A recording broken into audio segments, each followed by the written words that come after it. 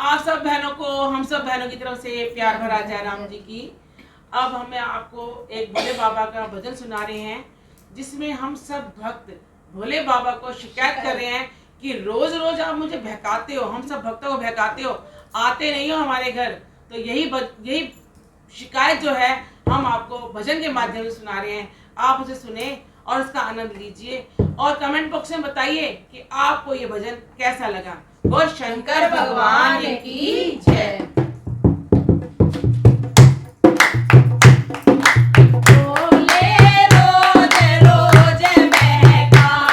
हमारे घर